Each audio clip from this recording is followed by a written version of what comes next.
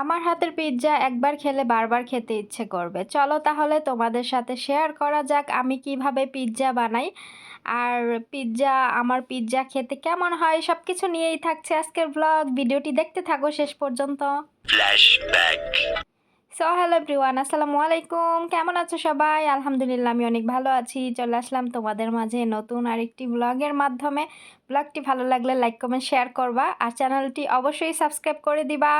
Please সবাইকে subscribe করে দিও। আর যারা যারা সাবস্ক্রাইব করছো তাদেরকে অনেক অনেক ধন্যবাদ। আর যারা যারা কমেন্ট করো তাদেরকে অনেক অনেক ভালোবাসা আমার তরফ থেকে।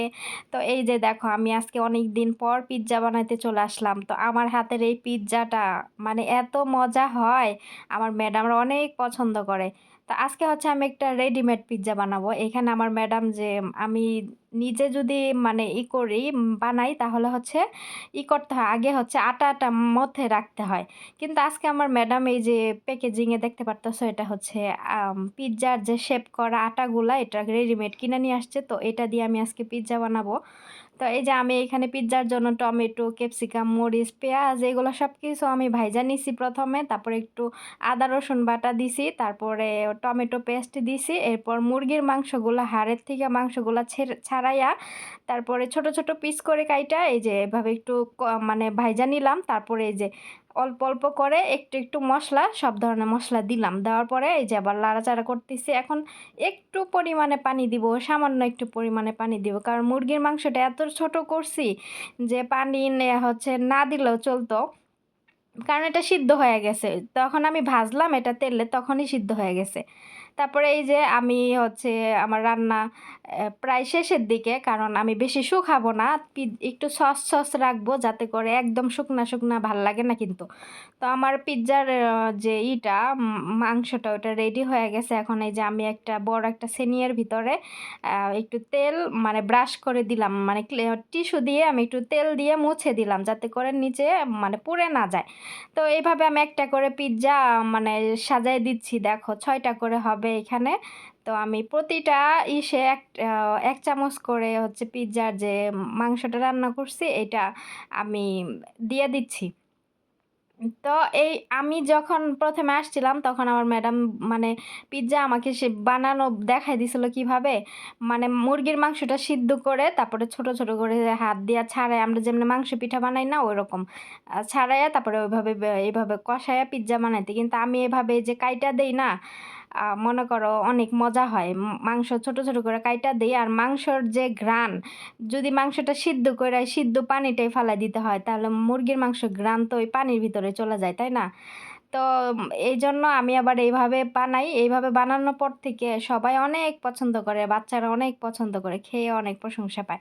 তারপরে এই দেখো আমি প্রতিটা পিৎজার উপরে এভাবে মাংসগুলো ছড়াই দিছি। এবার আমি এই যে মজরেল্লা জুবেন মানে জুবনে মজরেল্লা এটা আমি উপরে দিয়ে দিচ্ছি, মানে চেস।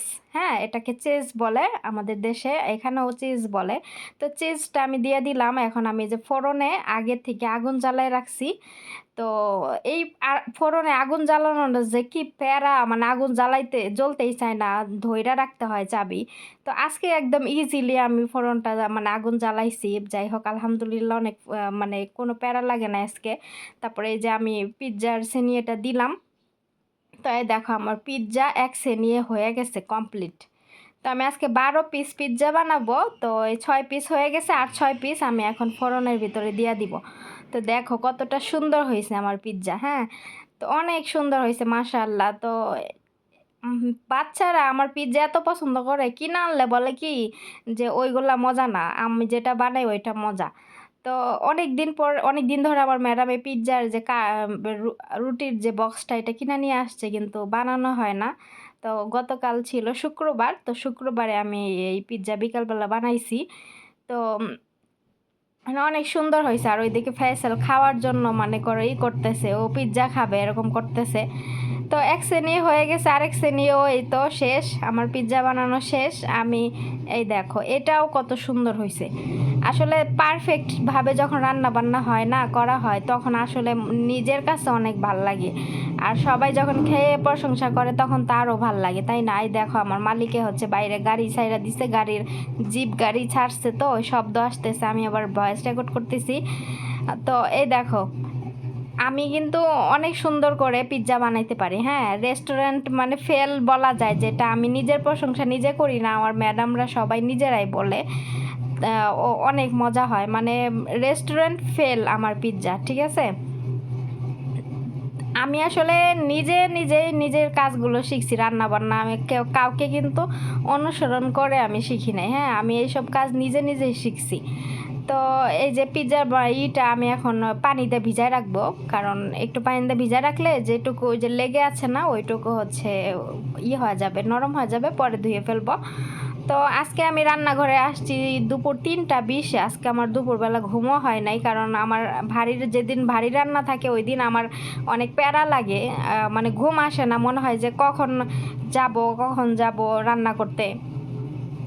মানে আজকে এত কিছু কাটাকাটি করতে হবে, গুছাইতে হবে, রান্না করতে হবে, তাড়াতাড়ি যাইতে হবে রান্নাঘরে, এরকম একটা মানে ফিল হয়। এজন্য আমার ওই দিন আর ঘুম হয় না। তো আমি এই জন্য অ্যালার্ম দিয়ে রাখছিলাম 3টা 20-এ ঘুম থেকে উঠে আমি হচ্ছে সরাসরি রান্নাঘরে চলে গেছি, গিয়ে তারপরে সব কিছু রেডি করে পিৎজা বানাই ফেলছি।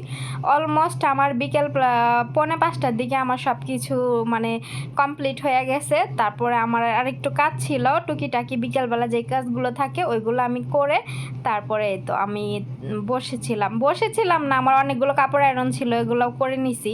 তো বিকেলবেলা যেদিন মনে করো যে একটু ভারী রান্না থাকে ওই দিন একটু মানে হয়ে যায়, প্যারা বেশি হয়ে যায়। তো দেখো আমি একটু কাছের থেকে ভিডিও ক্যামেরা নিচ্ছিলাম, কেমন সুন্দর লাগতেছে। আজকের ভিডিও এ পর্যন্তই, আল্লাহ হাফেজ।